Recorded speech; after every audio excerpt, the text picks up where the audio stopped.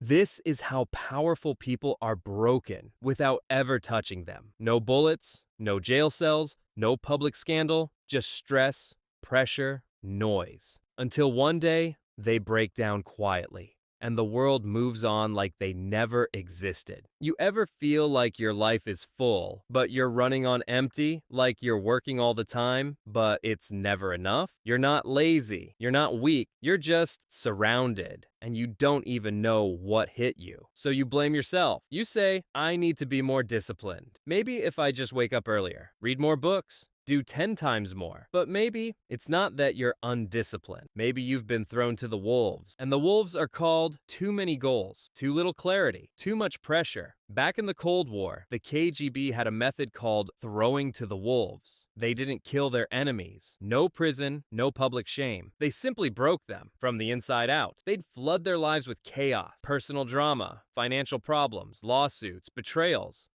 until they were too tired to write, speak, protest, or even care. Now, no one's sending agents after you today. But the system, the culture, it's doing a damn good job making you sabotage yourself with shiny distractions, endless ambition, competing priorities, all pushing you to the edge while convincing you it's success. So, how do you survive the wolves? You starve them. Here's how. 1. Choose fewer goals and rank them. Here's the truth no one tells you. More goals, more stress. More confusion, more wolves. You want peace? You want progress? Cut the noise. Choose 3 goals for the next 6 months. Not 10, not 20. Just 3. And rank them. Number 1, number 2, number 3. Why ranking? Because when life punches you in the face, and it will, you'll know what to protect first. Example. Instead of saying, I want to get fit, learn Spanish, build a side hustle, grow my socials, and write a book. Say, health is number 1, hustle is number 2. Spanish is number 3. The rest can wait. 2. Separate signal from noise. Brutally. Ask yourself, is this goal mine? Or is it just something I think I should do? There's a difference between desire and social pressure. Do you want to grow your Instagram? Or do you just feel behind? Do you really care about owning a home? Or is it your parents' voice in your head? Be ruthless. Wolves love fake goals. Kill them before they kill you. 3. Create no goal zones in your week. Let's get real. You're not a machine. You can't optimize every damn hour. So give yourself unstructured time. No goals, no tasks, no productivity guilt. Read for joy, go for a walk, call someone you love. This isn't laziness. It's mental armor. Because if your brain never rests, it can't think. And without thinking time, you become easy prey. 4th, practice goal minimalism in teams too. If you're a leader of a business, a family, or even a group project, this one's for you. Too many priorities? No priority. Every urgent task dilutes your team's energy. Cut back. Instead of pushing 6 initiatives at once, pick one strategic focus per quarter. Let the rest go. A focused team is a dangerous team. A distracted team is dinner for wolves. 5.